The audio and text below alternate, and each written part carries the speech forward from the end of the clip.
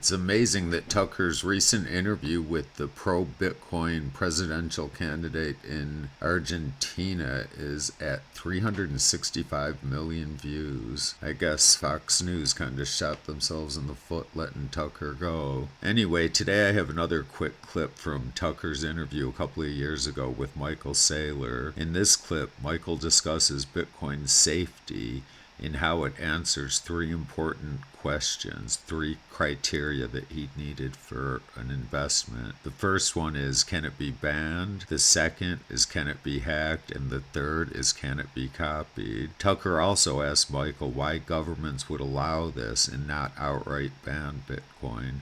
Michael gives his usual insightful answers. Enjoy the clip. The remarkable case you just made on behalf of Bitcoin is predicated on the idea that Bitcoin is safe. It fundamentally is as a software matter, that it can't be hacked. You said that the database that undergirds it is the most secure in the world.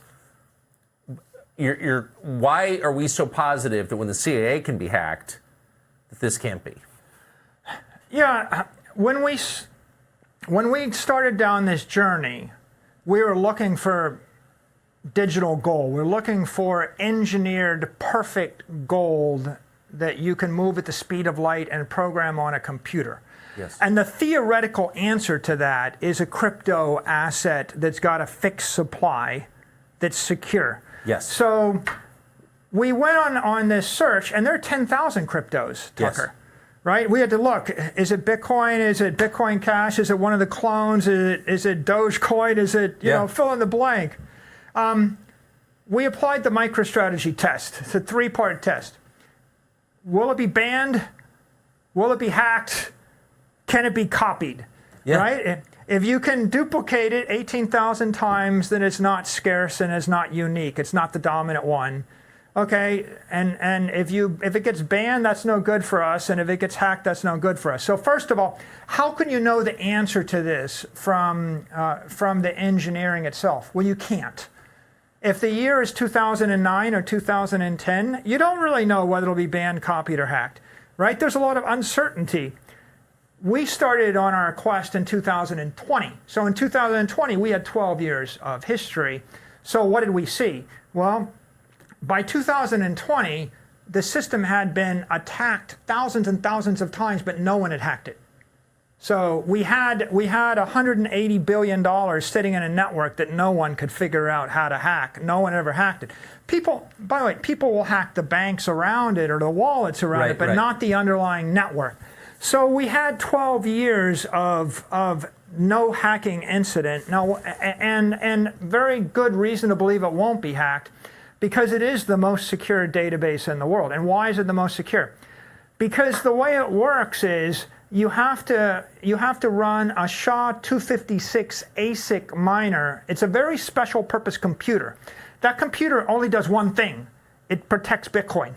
That's all it can do. It can't stream video. It can't process for AWS.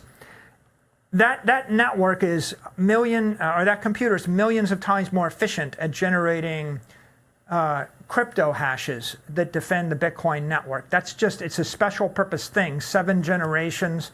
If you turned all of the AWS network or the Azure network against it, it wouldn't make a dent, because this is a very special purpose piece of hardware. So the technology that's used to secure the network is called proof of work. And proof of work is I pour a lot of energy into the network and I run it through an encryption algorithm, and that's a SHA-256 hash generator. And the combination of those two things with the protocol means that the dominant crypto asset proof of work network will always be the most secure one, and everyone will always defect from the weaker one to the stronger one. So we saw that it hadn't been hacked.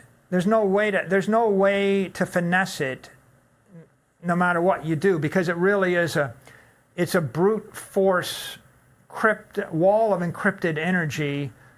If you want to attack the network and even try to meddle with one block, you'd have to throw $10 billion of capital equipment at it, and it'll probably take you 2 to 4 years to get ready to do that experiment. Okay, so that leads exactly to my next question. So that's really, only a government would do that. And that that leads It to the would next take you 4 question, years. which is, right, so like, what's a government? A government is an organization that controls a discrete territory, has borders, and mints the coins, issues the currency. So this seems to me like an existential threat, no overstatement, to the idea of a nation state, an independent international currency. Why would governments allow this? Yeah, so that gets to the question of, will it be banned? By the way, it can't be hacked for what I said. It can't be copied because you got to come up with the same $10 billion worth of energy and special purpose hardware. And if you had that much energy and hardware, you'd be getting paid $10 billion a year to use it to protect Bitcoin, or you get paid zero to try to copy it. So it doesn't make any sense to try to copy it. It's like the dominant monetary network, like Google and Facebook are also dominant networks. Once you get to that dominant position, it's obscenely difficult. Coming back to the banning, there's a kind of misnomer. People often call cryptocurrencies currencies. But it's not a currency, it's an asset. It's a crypto asset. So you're right, Tucker. If the government thought it was a currency, and if it competed with the US dollar or other currencies, then they would take offense and they will suppress it. But on the other hand, if it's viewed as an asset which competes with gold or with index funds or with bonds or property or real estate, just a store of value, or silver, then you can hold S&P index funds and bonds, and you can own land and you can own property. The government would simply like you to disclose when you sell it to someone else at a profit and pay your taxes on it, capital gains tax. And if you wanted to wire $100 million worth of property to someone else, they probably want you to disclose that per the AML, KYC, anti-money laundering Can it be owned rules. anonymously? It can be owned anonymously, except as a practical matter, if you want to acquire large sums of it, you have to acquire them on registered exchanges. So you'd be going to an institutional grade custodian, which is licensed. So what you see, maybe you get to a very important point. The government is regulated where it is allowed, and it's allowed everywhere except there's some noise in China. China's a different situation. In the Western world, the regulations are you can hold this as long as you disclose it via a regulated entity, so you're buying it through a registered exchange, and then when you transfer it, you're subject to IRS tax. You have to pay capital gains tax and the like. Could you conduct anonymous exchanges with it? I mean, I'm just thinking through ways that it would undermine the authority of the government, which, by the way, I'm not against necessarily, but that's actually the primary issues before Congress and the Senate right now, right? Treasury, if you look at the past week, the Treasury, the SEC, the CFTC, Congress, and the Senate are engaged in a enthusiastic dialogue about what kind of regulations will be applied to the transfer and to the utilization of crypto assets. But the most important, for example, if you issue a crypto asset which looks like a security, like Mikey Coin, if I create Mikey Coin and I keep half of it and I issue the rest and I market it, it looks more like a security or a stock. Right, that's going to fall under the jurisdiction of the SEC most likely, right? If it looks like there's a set of crypto assets called stable coins that look like U.S. dollars. The President's Working Committee about a week ago suggested that only FDIC approved banks should issue stable coins. They want anybody issuing stable coins to be FDIC approved, insured, licensed. So there is regulation coming into the space. Ultimately, I think that the security tokens will be under pressure. The stable coins will be treated like money markets in cyberspace, and probably we're rotating from the crypto entrepreneurs to the institutional, publicly traded institutions, large banks, etc. Bitcoin, what it was going to be was a question until 2014 when the IRS designated as property. You're either property or you're currency. In an inflationary environment, money decomposes into currency and into an asset component, or a property component, if you will. The currency is a medium of exchange that you can transmit without incurring a tax obligation. Right. Right? I give you $1 million worth of dollars. You hold it for a year. You give it to her. There's no tax bill. It's a stable coin, stable medium of exchange. On the other hand, I give you $1 million of Bitcoin. You hold it for a year. You give $1 million of Bitcoin to her, and if the price doubled, then you owe $500,000. You owe a tax on $500,000 of capital gain. See, or actually, maybe in that case, right? You transferred $1 million of Bitcoin with a basis of 500,000, a capital gain of 500,000. You owe capital gains when you transfer. But could I make that? And not that I'm a criminal or anything, but I don't know. I don't think everything needs to be monitored by the government. Could I, under the current system, transfer that Bitcoin to someone else without the government knowing? I think right now in the U.S. and all the institutional custodians I know of, if you go above $10,000, which is the AML limit for most banks, they're required to disclose that.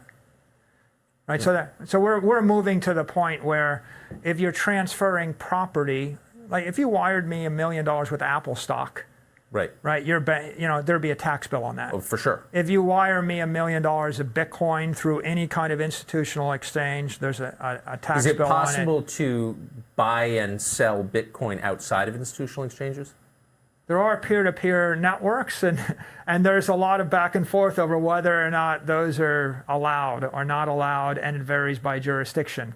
So I think that that's going to get regulated, and it is regulated differently in every jurisdiction.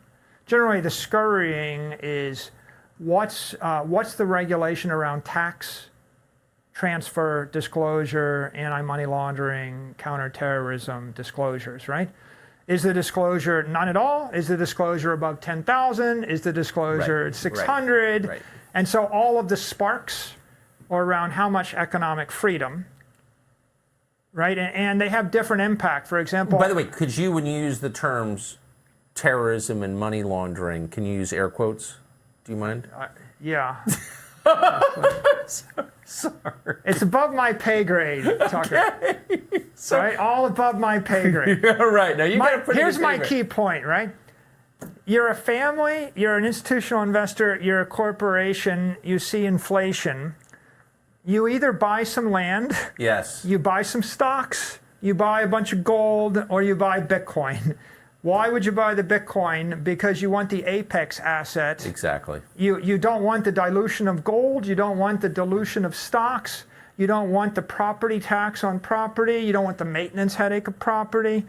All other forms of property can be impaired, confiscated, inflated away. All other forms of property, right? You have rental buildings in New York City, and there's a rent control, and you can't evict your tenants, and there's a property tax, and it's hard to sell it, and you got to maintain it. And so all other properties that come with a maintenance cost, they come with a risk. The idea of Bitcoin is digital property. It's digital gold, it's digital property, it's digital money, it's digital energy. The idea is let's create something pure.